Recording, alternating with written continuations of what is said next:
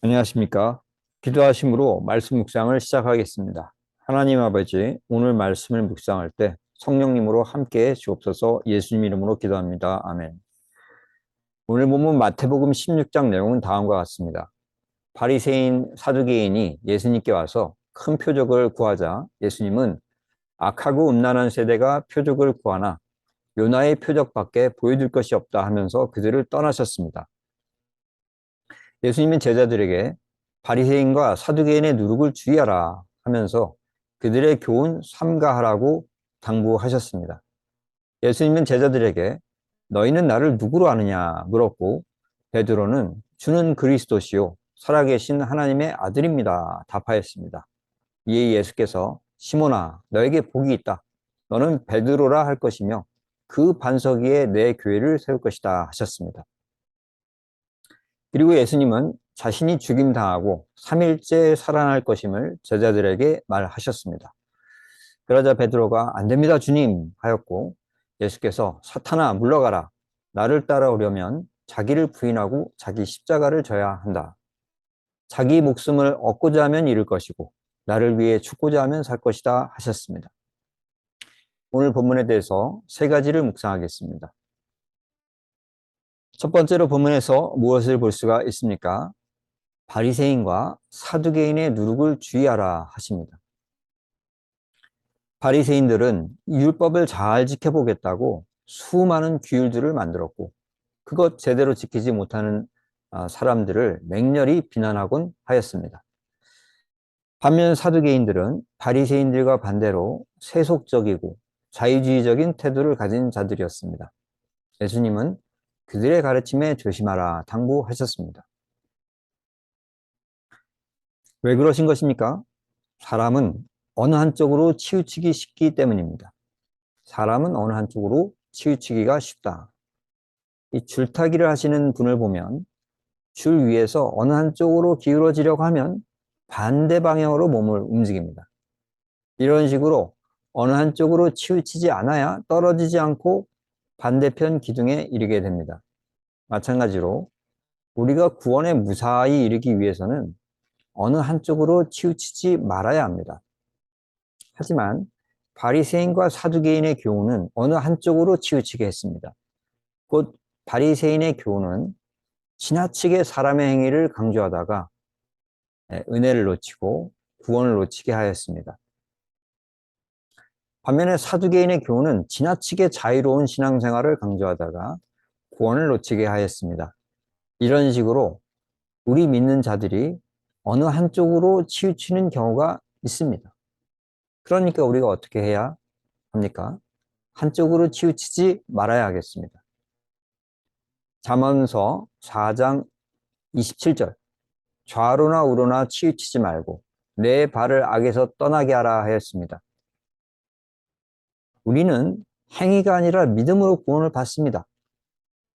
그렇다고 순종의 행위가 무시되어서는 안 됩니다. 이 믿음과 행위의 균형이 있어야 하겠습니다. 두 번째 본문에서 무엇을 볼 수가 있습니까? 예수님이 베드로를 복되다 하셨습니다. 무엇을 깨닫습니까? 이 영적인 판단력을 가진 자가 정말 복됩니다. 영적 판단력 가진 자가 정말 복되다. 근거를 알 수도 없는 그 뉴스, SNS가 넘쳐나는 요즘 시대에는 이전 시대보다 더 정확한 판단력이 요구됩니다. 미국의 피츠버그대 그 심리학과 팀은 이 지적 겸손이 그런 판단력을 높이는 방법이라 제안했습니다. 이 지적 겸손은 자신의 믿음과 지식이 틀릴 수도 있다는 태도입니다. 이런 태도 가진 사람은 이 자기의 부족함을 알기 때문에 그 부족을 채우기 위해서 관련된 증거를 찾으려고 애쓰는 모습을 보입니다. 반면에 이런 지적 겸손이 없는 사람은 책 한 권 읽고 또는 뭐 기사 몇 줄 읽고 자기가 다 한다고 생각합니다. 그래서 그들은 정확한 판단에 이르지 못하고 이 거짓의 선동이 되는 겁니다. 예수님 당시의 사람들은 예수님에 대해서 이런저런 이야기를 들었습니다. 그들은 그 들은 것들로 예수님에 대해서 판단을 내렸는데 어떤 사람은 예수님은 이 죽었던 세례요한이 다시 살아난 것이다. 그런 분이시다. 또 어떤 분은 이 죽었다가 살아난 엘리야 선지자다. 아니다. 예레미야 선지자다 하면서 자기가 믿고 싶은 대로 믿었습니다. 그런데 옆에서 예수님을 쭉 지켜보고 관찰했던 베드로는 예수님은 하나님의 아들이며 그리스도이십니다. 라는 정확한 판단에 이르렀습니다. 예수님은 베드로의 그런 분별력이 참으로 복되다 인정해 주셨습니다. 왜냐하면 베드로의 영적 판단력은 그를 영생에 이르게 하고 교회에 반석되게 했기 때문입니다. 그렇다면 어떻게 해야 하겠습니까? 우리도 이 영적 판단력 갖기를 사모해야 하겠습니다. 로마서 8장 6절 육신의 생각은 사망이요 영의 생각은 생명과 평안이다 하였습니다. 이 육체의 삶을 위한 이 좋은 판단력이 있다면 이 육체의 삶을 위한 판단력, 그 유익이 큽니다. 그러나 영의 삶, 썩지 않은 육체의 삶, 영생의 삶을 위한 이 영적 판단력을 가지고 있다면 그 유익이 훨씬 더 큽니다. 그래서 우리는 이 영적 분별력을, 그 판단력을 갖기를 사모해야 할 것입니다. 세 번째 본문에서 우리가 무엇을 볼 수가 있습니까? 예수님을 위해서 죽고자 하면 살 것이다 라는 것입니다. 예수님을 위해 죽고자 하면 살 것이다. 왜 그런 것입니까? 사람은 정말 중요한 것에 자기 생명을 걸기 때문입니다. 사람은 정말 중요하다고 생각하는 것에 자기 생명을 겁니다. 이 임진왜란에서 이 이순신 장군은 13척의 배로 300척의 왜군의 배를 맞이해 싸웠습니다.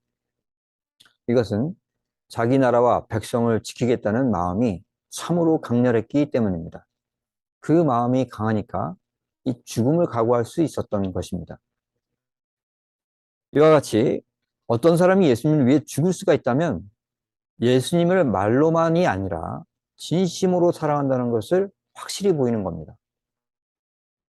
예수님이 그런 자를 챙기시고 영원히 함께 사시는 것은 당연합니다. 그러니까 예수님을 위해 죽고자 하는 자는 반드시 영생의 삶을 산다고 예수님께서 확실히 말하신 것입니다.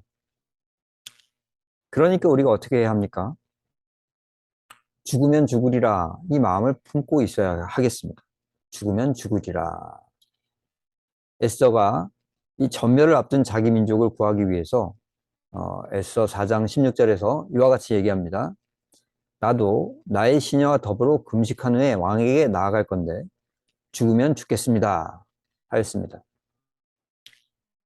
우리가 이 믿음 때문에 매번 목숨을 걸어야 되는 그런 상황에 처하는 것은 아닙니다. 그렇지만 어느 순간에는 예수님을 위해 죽을 각오도 해야 한다는 것을 알아야 하겠습니다. 말씀을 정리합니다. 첫째로 우리는 어느 한쪽으로 기울어지지 말아야 하겠습니다. 둘째로 이 영적인 판단력 갖기를 사모해야 하겠습니다. 셋째로 죽으면 죽으리라 하는 마음도 품고 있어야 하겠습니다. 오늘 말씀에 순종하는 우리 모두가 되기를 축원합니다. 기도하시겠습니다. 하나님, 오늘 말씀 묵상에 함께해 주셔서 감사합니다. 우리가 오늘 묵상한 말씀에 순종할 수 있게 성령님으로 도와주십시오. 예수님 이름으로 기도합니다. 아멘. 감사합니다.